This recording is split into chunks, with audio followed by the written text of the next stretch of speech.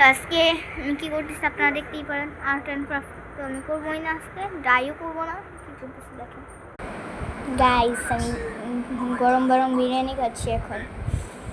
কী যে মজা, আমার আম্মু রান্না করেছে।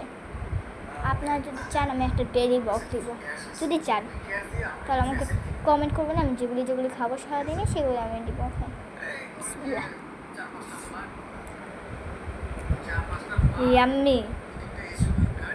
আর এটা কিন্তু গরুর মাংস, এটা আজকে কোরবানি দেওয়া হয়েছে আমাদের মাংস।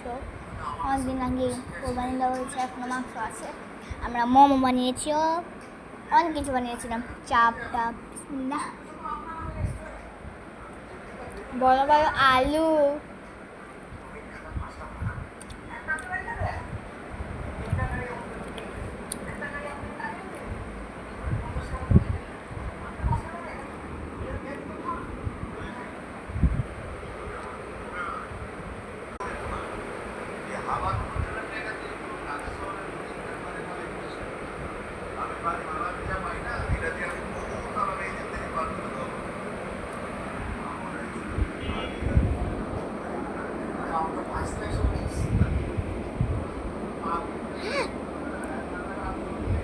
মাত্র নামিয়েছি তো অনেক গরম, তাই কার কার বাসায় কী রান্না হয়েছে আমাকে বলবেন। কিন্তু আমার বাসায় তো এই যে কী বলে তেহারি, আই থিঙ্ক, হ্যাঁ তেহারি বিরিয়ানি বলি সবাই, বাট বাট এটার অনেক নাম আছে না, তেহারি, তারপর মোরগ পোলাও, এগুলো নাম আছে না। আমরা খালি বিরিয়ানি বললে তো হবে না,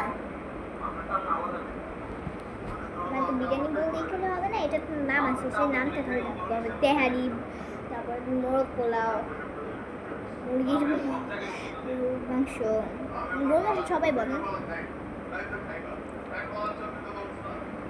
আবার অনেকজন আছে কি যে মুরগির মাংস আছে না, মুরগির মাংসকে বলে গরুর মাংস না, মানে গরুর মাংসকে মাংস, মুরগির মাংস কেউ বলে মাংস। এখন মানুষ কীভাবে বুঝবে যে ও কি গরুর মাংস খেতে চায় নাকি মুরগির মাংস? তাহলে এটা কনফিউজ হয়ে যাবে না। তাই আমি সবসময় বলবো যে আমরা গরুর মাংস খেতে চাইলে গরুর মাংস খাবো।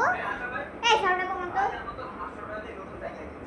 গরুর মাংস খেতে চাইলে গরুর মাংস খাবো, গরুর মাংস খেতে চাইলে গরুর মাংস খাবো, মুরগির মাংস খেতে চাইলে মুরগির মাংস খাবো।